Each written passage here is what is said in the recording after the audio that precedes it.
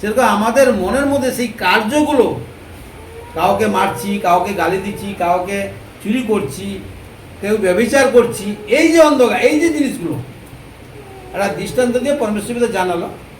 তো এই অন্ধকারগুলোকে কিন্তু আমাদেরকে দূর করে দিতে হবে।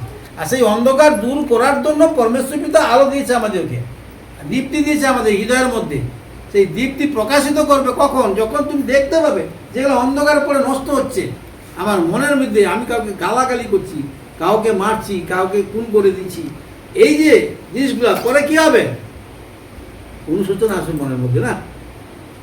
সেই অনুশোচনা আসার জন্য হৃদয়ের থেকে, হৃদয়ের মধ্যে সেই আলোটা পরমেশ্বর পিতা দান করলো, সেই আলোটা যেন আমরা আসি। আর কি বলছে দেখো, যেন যীশু খ্রিস্টের মুখমণ্ডলে ঈশ্বরের গৌরবের জ্ঞান দীপ্তি প্রকাশ পায়। যীশু খ্রিস্টের মুখমণ্ডলে ঈশ্বরের সেই যীশু গুরুর দ্বারা যেন আমরা সেই ধন্যবাদটা করতে পারি ঈশ্বরের। সেই আলোতে এসে, যখন আলোতে আসছি, আলোটা যখন বুঝতে পেরেছি আমরা যে আলোতে আসছি, আর যেন আলোতে সর্বদা চলতে থাকি, আর পরমেশ্বর পিতা কি করি? ধন্যবাদ করতে থাকি সর্বদা।